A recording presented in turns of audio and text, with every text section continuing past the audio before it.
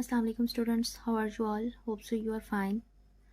I am Professor Arichan. Today we will discuss about Mathematics Part 2, Chapter number 2, Differentiation Exercise number 2.9. Today our topic is question number 2. So question की तरफ move on करने से पहले कुछ details, कुछ definitions जो इस chapter में हमारे लिए बहुत इंपॉर्टेंट हैं उनको गो थ्रू करेंगे. क्वेश्चन नंबर 2 को कवर अप करने के लिए हमारे पास मोस्ट इंपॉर्टेंट डेफिनेशंस हैं. Critical point, stationary point, point of inflection, relative maxima, minima, first order derivative test and second order derivative test. Mostly आपने स्टेशनरी पॉइंट के बारे में डिस्कस किया होगा कि स्टेशनरी पॉइंट हमारे पास क्या होता है, स्टेशनरी का क्या मतलब है. तो हम इस चीज़ को डिस्कस करते हैं. स्टेशनरी का मतलब होता है किसी चीज़ का स्टॉप हो जाना, when something is at rest. So हम कह लेंगे a stationary point is a point in which a function F of X is at rest. यानी कि एक ऐसी स्टेट, एक ऐसी कंडीशन जिस पे हमारा फंक्शन रेस्ट पे हो या उसमें कोई भी वर्किंग ना हो रही हो, ऐसे पॉइंट को हम स्टेशनरी पॉइंट कहेंगे. इस चीज़ को हम लोगों ने ना इधर एक ग्राफ ड्रा कर लिया, एक कर्व ड्रा कर लिया है कि हमारे पास जो फर्स्ट ऑर्डर डेरिवेटिव है ना, यानी कि हमारा जो फर्स्ट डेरिवेटिव होता है किसी भी फंक्शन का, वो इक्वल टू ज़ीरो होगा. कैसे कि देखें ये एक कर्व है, जब हमने इसको स्टार्ट किया है तो ये हमारी अपवर्ड मूव कर गया है, लेकिन एक ऐसा पॉइंट आया जहाँ से इसने डाउनवर्ड मूव करना शुरू कर दिया है. तो वो जो पॉइंट है ना, उस पॉइंट पे ये हमारी कर्व हो गई है रेस्ट पे. सो हम लोग कह देंगे कि हमारा फर्स्ट डेरिवेटिव इस पॉइंट पे क्या हो जाएगा, ज़ीरो. इसके बाद हमारे पास अनदर डेफिनेशन आ जाती है critical point. What is critical point? A point is said to be a critical point where, हमारा एक ऐसा पॉइंट, उसको हम क्रिटिकल पॉइंट कब कहेंगे, जब उसका फर्स्ट ऑर्डर डेरिवेटिव ज़ीरो होगा. उसकी सेम कंडीशन ये आ गई है हमारे पास. अब इस पॉइंट पे ऐसा कौन सा पॉइंट है जो क्रिटिकल पॉइंट है, हमें नहीं पता. यही चीज़ें हम लोग फाइंड करेंगे. हमने क्या कंडीशन रखी है क्रिटिकल पॉइंट के लिए? फर्स्ट कि हमारा F prime of X equal to zero है, यानी कि वो पीक पे आके, इस पॉइंट पे आके वो वैल्यू हो जाएगी ज़ीरो. उसके बाद सेकंड कंडीशन क्या होती है कि हमारा F prime of x undefined भी हो सकता है, मतलब इन्फिनिटी भी हो सकता है. कोई भी चीज़ इन्फिनिटी कब होगी? जब वो 1/0 हो जाएगी. कब होगी कोई भी चीज़ इन्फिनिटी? जब वो 1/0 हो जाएगी. अब मैंने यहाँ पे कुछ कर्व ड्रॉ किए हैं जिनसे मैं आपको बताऊंगी क्रिटिकल पॉइंट क्या होता है. हम लोगों ने फर्स्ट के लिए ड्रॉ किया prime of X equal to zero के लिए एक कर्व ड्रॉ किया जो कि एक इंक्रीजिंग फंक्शन था, बट आफ्टर सम टाइम एक पॉइंट पे आके वो डिक्रीज होना स्टार्ट हो. अब हमारे पास एक ये कर्व है, हमने इसको ड्रॉ किया है. एक पॉइंट आया जिसपे ना ये डाउनवर्ड मूव करना स्टार्ट कर गई है. ठीक है. इसी तरह एक और कर्व हम लोगों ने ले ली एग्जाम्पल के लिए कि ये कर्व हमारे पास मूव कर रही थी, बट आफ्टर सम टाइम इसने अपवर्ड मूव करना स्टार्ट कर दिया. इट मीन्स कि ये जो हमने कर्व लिया है ना, इनकी नेचर हमारे पास चेंज हो रही है. ये कर्व हमारे पास सेम नहीं रहेंगी. तो ये चीज़ हमें क्या शो कर रही है कि वो पॉइंट जहाँ पे आके कर्व की नेचर चेंज होना शुरू हो जाती है, उस पॉइंट को हम क्या कहते हैं, क्रिटिकल पॉइंट. ये देखें, ये पॉइंट है, नेचर कर्व ने स्टार्ट किया मूव करना, इस पॉइंट पे आकर उसकी नेचर चेंज हो गई, डाउनवर्ड मूव करना स्टार्ट कर दिया. अब इस पॉइंट को हमने क्या नाम दिया है, क्रिटिकल पॉइंट. इसी तरह हमारे पास अनदर कर्व है, मूव कर रही है, डाउनवर्ड मूव करना स्टार्ट कर दिया, इसका क्या नाम हो गया, क्रिटिकल पॉइंट. सेम वो पॉइंट जहाँ पे कर्व की नेचर चेंज हो जाए, उस पॉइंट को हम क्या कह देते हैं, क्रिटिकल पॉइंट. अब फर्स्ट डेरिवेटिव हमेशा किस चीज़ को शो करता है? First derivative always show the slope of the function. यानी कि जब भी हम फर्स्ट डेरिवेटिव लेंगे वो हमारी स्लोप को शो करेगा कि हमारे फंक्शन किस नेचर का है, कि उसका जो फर्स्ट डेरिवेटिव है वो इक्वल टू ज़ीरो आ रहा है और अनडिफाइंड आ रहा है. ठीक है, यही दो कंडीशन हमने की हैं. इसके बाद हम आ जाएंगे पॉइंट ऑफ इन्फ्लेक्शन पे. अब हमें पता होना चाहिए कि पॉइंट ऑफ इन्फ्लेक्शन क्या होता है. A point where F of X change, एक ऐसा पॉइंट जहाँ पे हमारा फंक्शन चेंज होता है. It's concavity. हम लोगों ने अभी तक बहुत से वर्ड यूज़ किए हैं, डेरिवेटिव, इंटीग्रेशन, ट्रिग्नोमेट्री, अलजबरा. अब कनकेविटी वर्ड का हमें मतलब नहीं पता. कनकेविटी उस चीज़ को कहते हैं जहाँ पे हमारी कर्व की नेचर चेंज होना शुरू हो जाती है. जस्ट लाइक हम लोगों ने यहाँ पे कर्व बनाई, इस पॉइंट पे आके हमारे कर्व का क्या हुआ है, डाउनवर्ड मूव करना स्टार्ट कर दिया. सेम इस पॉइंट पे आके कर्व ऊपर चली गई. ये जो पॉइंट था इसका नाम था क्रिटिकल पॉइंट. ठीक है, इसी के लिए हमने अनदर नेम यूज़ किया, कनकेविटी, यानी कि वो पॉइंट जिस पे आके हमारी कर्व की नेचर चेंज हो जाए. चलें हम दोबारा आ जाते हैं अपने पॉइंट पे. A point where F of X change its concavity, यानी कि ऐसा पॉइंट जिस पे कर्व की नेचर चेंज होना शुरू हो जाए. बट लेकिन इसमें कुछ कंडीशंस भी तो होंगी ना, हर पॉइंट पे तो नेचर चेंज नहीं होती. But if it is increasing, अगर फंक्शन हमारा इंक्रीज कर रहा है before that point, it is also increasing after that point. इसके लिए हम लोग एक ग्राफ को लिए लेते हैं और उससे शो करते हैं कि भाई इसने क्या कहा इस डेफिनेशन में, क्या चीज़ वो प्रूव करवाना चाह रहा है हमें। ओके स्टूडेंट्स, हमने एक ग्राफ ड्रा कर लिया। इसमें हमें क्या बताया गया है कि हमारा एक फंक्शन है वो इंक्रीज कर रहा था। एज वी नो दैट कि ये इस पे X axis, Y axis, negative X axis and negative Y axis है। अब वो x इज इक्वल टू 0, यानी कि जब वो ऑरिजिन पे आया ना तो उसने यहाँ पे उसकी कनकेविटी शो करनी थी। ऑरिजिन पे आके इसने अपनी कनकेविटी शो करनी थी। अब इसने ऑरिजिन पे आके अपनी डायरेक्शन चेंज नहीं की, बल्कि जैसे ये पहले मूव कर रहा था अपवर्ड, ये अपवर्ड ही मूव करता जा रहा है। इट मीन्स हमने क्या कहा था कि but if it is increasing, अगर हमारा फंक्शन इंक्रीज कर रहा है बिफोर दैट पॉइंट, यानी कि पॉइंट ऑफ इन्फ्लेक्शन हमारा, यानी कि क्रिटिकल पॉइंट से पहले अगर वो इंक्रीज कर रहा है तो वो हमारा दोबारा अगर इंक्रीज करता रहेगा, यानी कि सेम सिचुएशन वही रहे जो उसके उस पॉइंट से पहले थी। ये देखें हमारी सिचुएशन सेम है, इंक्रीजिंग फंक्शन था तो आफ्टर दैट पॉइंट भी फंक्शन इंक्रीज कर रहा है, तो ऐसे पॉइंट को हम क्या बोल देते हैं, पॉइंट ऑफ इन्फ्लेक्शन, जिसमें कनकेविटी का कोई भी असर हमारे फंक्शन पे नहीं होगा।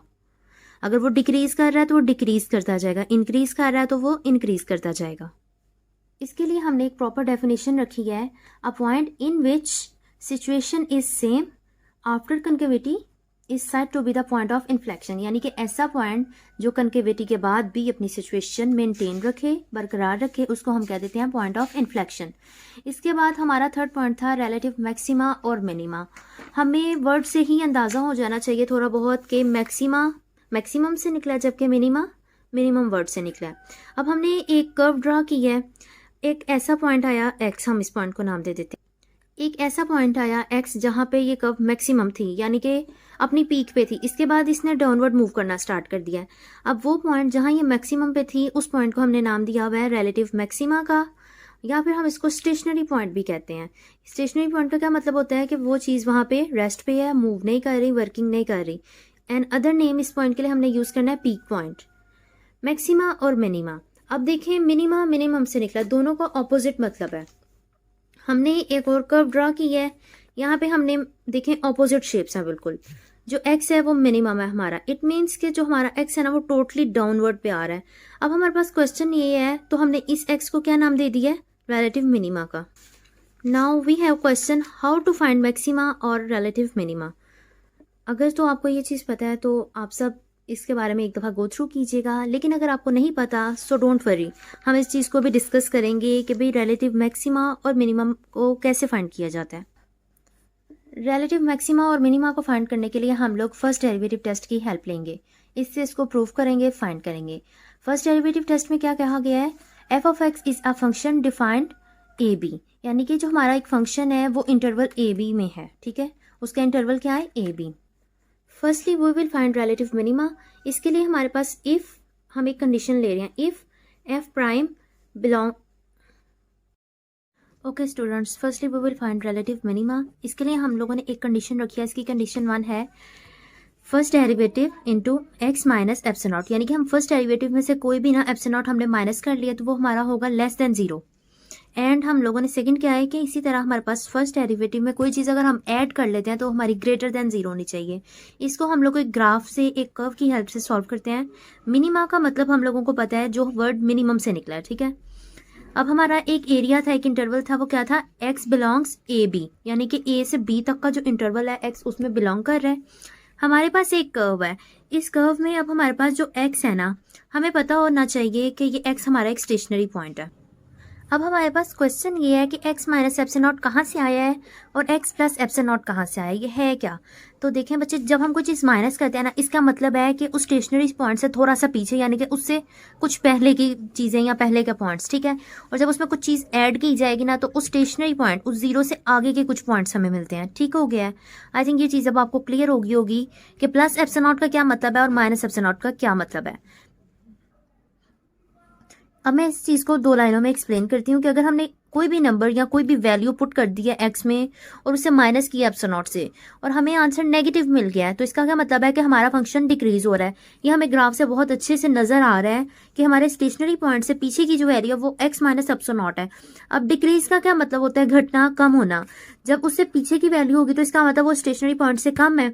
इसी तरह अगर हम कोई चीज़ ऐड कर देंगे x प्लस एप्सिलॉन नॉट में, तो वो हमारी चीज़ इंक्रीज हो जाएगी स्टेशनरी पॉइंट से, तो वो क्या हो जाएगी, हमारा फंक्शन क्या कर जाएगा, इंक्रीज हो जाएगा, अपने स्टेशनरी पॉइंट से बढ़ जाएगा।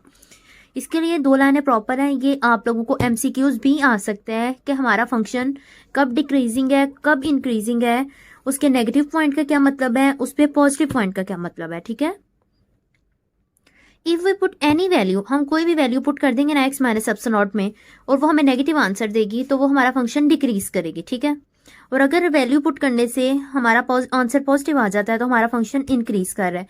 इसके लिए यहाँ पे हमने एक साइकिल बनाई है कि फर्स्टली हमारा फंक्शन क्या करेगा, डिक्रीज करेगा, नीचे आएगा, डाउनवर्ड। उसके बाद वो स्टेशनरी हो जाएगा, एक ऐसी स्टेट हो जाएगी जहां पे वो स्टॉप होगा वो 0 होगा, एंड देन वो फिर अपवर्ड मूव करना स्टार्ट कर देगा। तो वो पॉइंट जहां पे वो स्टॉप होगा वो 0 होगा, उस पॉइंट को हम लोग रिलेटिव मिनिमा का नाम दे देंगे। ठीक हो गया, इज इट क्लियर। सेकेंडली हम जिस चीज को डिस्कस कर रहे हैं वो है रिलेटिव मैक्सिमा।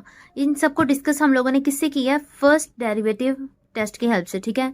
इसमें भी हमने यही चीजें ली हैं कि हमारे पास क्या है, एफ एक हमारा फंक्शन है जिसमें एक्स एप्सिलॉन हमने क्या किया, माइनस किया, तो वो ग्रेटर देन 0 किया है। अब आपको मैं दिखाती हूँ कि हमारी ये जो कंडीशन है, जैसे कि हम लोगों ने ग्राफ में दिखाया था कि एक कर्व पीक पे थी और दूसरी कर्व हमारी उसी तरह डाउनवर्ड में आ रही थी। लाइक हम लोगों ने मैक्सिमा के लिए ये कर्व यूज किया था कि ये बिल्कुल पीक वैल्यू थी, तो ये दोनों टोटली ऑपोजिट आ रहे थे। जैसे कि हम लोग ऑलरेडी ग्राफ बना के, कर्व्स बना के डिस्कस कर चुके हैं कि टोटली ऑपोजिट है। इस तरह इनकी कंडीशन भी टोटली ऑपोजिट होंगी। अगर हम लोग कोई भी चीज माइनस कर रहे हैं तो वो ग्रेटर देन 0 आ जाती है ना, तो वो हमारा फंक्शन इंक्रीज कर देगी। क्यों, यहाँ पे जो मैक्सिमा होता है ना, उसमें वैल्यू माइनस करने से हमें आंसर पॉजिटिव मिल जाता है। तो पॉजिटिविटी हमेशा हमें पता है हमें मूव ऑन करवाती है आगे, इसलिए जहां पे हमारे पास पॉजिटिव आंसर आ जाएगा वहां पे फंक्शन क्या हो रहा है, इंक्रीज हो रहा है। On the other hand side अगर हम कोई वैल्यू इसमें ऐड करवा देते हैं और वो हमें नेगेटिव आंसर दे देती है, तो इसका क्या मतलब है, हमारा फंक्शन क्या कर रहा है, डिक्रीज कर रहा है। इसके लिए हम लोग ये कह सकते हैं हमारा जो x जो है ना वो स्टेशनरी पॉइंट है, यानी कि x हमारा ऑलवेज रेस्ट पे रहता है, चाहे वो मैक्सिमा में हो।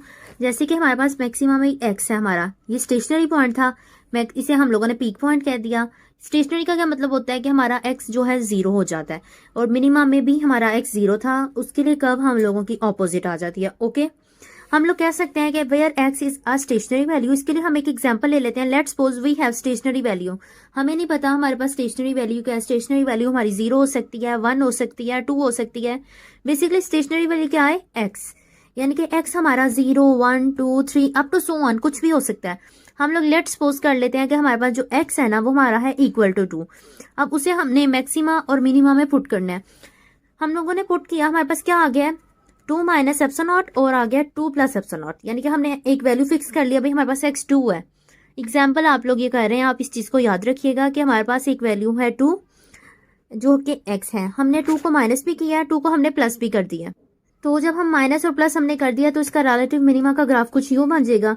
मिनिमा क्योंकि डाउनवर्ड है, मिनिमम है, इसलिए उसका ग्राफ अपोजिट यानी कि डाउनवर्ड साइड पे आ रहा है। जबकि मैक्सिमा अपवर्ड होता है, यानी कि वैल्यू इंक्रीज कर रही होती है, तो मैक्सिमा का ग्राफ अपवर्ड साइड पे आता है। ये देखिए मैंने मैक्सिमा का भी ग्राफ बना के आपको शो कर दिया है। तो यानी कि ये सिचुएशन हमें बता रही है कि रिलेटिव मैक्सिमा और मिनिमा क्या होता है, ठीक है। अगर हम फर्स्ट डेरिवेटिव में कोई भी चीज पुट कर देते हैं और हमें पता चल जाता है कि लेफ्ट साइड पे नेगेटिव और राइट साइड पे पॉजिटिव आंसर आ रहा है, तो वो क्या हो जाएगा, रिलेटिव मिनिमा। फंक्शन में कुछ भी हम लोग पुट कर देते हैं और हमें पता है कि लेफ्ट साइड पे नेगेटिव आंसर आ रहा है और राइट पे पॉजिटिव, तो ये सिचुएशन हमारी शो करती है कि हमारा जो फंक्शन है वो रिलेटिव मिनिमा में आ रहा है। और इसके ऑपोजिट हम लोग देखते हैं रिलेटिव मैक्सिमा में हमारे पास क्या कंडीशन, क्या सिचुएशन। तो इसमें हम देख रहे हैं कि हमारे पास फंक्शन लेफ्ट साइड पे पॉजिटिव है जबकि राइट साइड पे नेगेटिव है। ये कंडीशन हमारी शो कर देगी कि ये रिलेटिव मैक्सिमा है। देखें हमारी है लेफ्ट साइड, फंक्शन इंक्रीज कर रहा है, इट मीन्स ये फंक्शन पॉजिटिव जा रहा है। जब फंक्शन डिक्रीजिंग में आता है, डाउनवर्ड आता है, वो नेगेटिव हो जाता है। तो मेरा ख्याल है इन कंडीशन से, ग्राफ की हेल्प से आपको बहुत इजीली क्लियर हो गया है कि रिलेटिव मैक्सिमा और मिनिमा की क्या कंडीशन है फर्स्ट डेरिवेटिव टेस्ट में, ठीक है। अब हम लोग मूव ऑन कर रहे हैं हमारे last and important topic, important point की तरफ, जो कि है second derivative test. Okay, second derivative test. हमारे पास एक F of X is a function on a interval A B. हमारा एक फंक्शन है एफ ऑफ एक्स जो कि इंटरवल ए बी में एग्जिस्ट कर रहा है। इसके लिए फर्स्ट कंडीशन उन्होंने हमें क्या दी है कि एफ, सेकेंड डेरिवेटिव का क्या मतलब होता है, जिसे आप लोग डबल डेरिवेटिव भी बोलते हैं, ठीक है। F double derivative of x, यानी कि हमारे पास कोई एक एक्स है, उसका हमने डबल डेरिवेटिव लिया है। यहाँ पे बेहतर होगा कि हम x की जगह इसको c कह लें। c भी हम लोग एज अ कांस्टेंट या एक स्टेशनरी वैल्यू के लिए ही यूज़ कर रहे हैं। जैसे हमने कह दिया था कि x belongs to a b interval, इसलिए मैंने यहाँ पे इसका नाम चेंज किया है। मैंने कह दिया है f double derivative into c greater than 0 है। c क्या है हमारा, बिलोंग कर रहा है a b इंटरवल में। c एक एनी स्टेशनरी वैल्यू है, कोई भी एक स्टेशनरी पॉइंट है। सेकेंड डेरिवेटिव में आपने ये याद रखना है कि अगर c में कोई भी वैल्यू पुट करने से आंसर हमें पॉजिटिव मिल जाता है, c में कोई भी वैल्यू पुट करने से आंसर हमें पॉजिटिव मिल जाता है, तो ये चीज़ शो कर रही है कि हमारा ये रिलेटिव मिनिमा है। f double derivative of x और f double derivative of c greater than 0, it means ये मिनिमा की तरफ मूव कर रहा है। इसी तरह हम कह देते हैं कि c belongs to negative a b interval.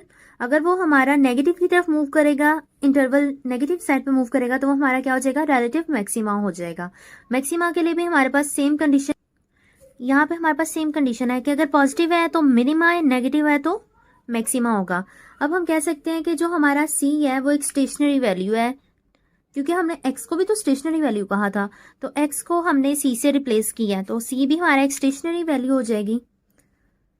मेरा ख्याल है सारी प्रॉब्लम, सारी डेफिनेशन, सारे पॉइंट क्लियर हो गए होंगे। अगर अब आपको कोई भी इशू है, कोई प्रॉब्लम है, so feel free to ask and write your question in a comment box. So keep watching my all videos. इंशाल्लाह नेक्स्ट लेक्चर में हम लोग क्वेश्चन नंबर 2 को साथ मिलेंगे, क्वेश्चन नंबर 2 को सॉल्व करेंगे। लेकिन क्वेश्चन नंबर 2 को समझने के लिए आपको इस लेक्चर को बहुत ध्यान से और अच्छे तरीके से देखना और समझना बहुत ज़रूरी है। ओके, अल्लाह हाफिज़।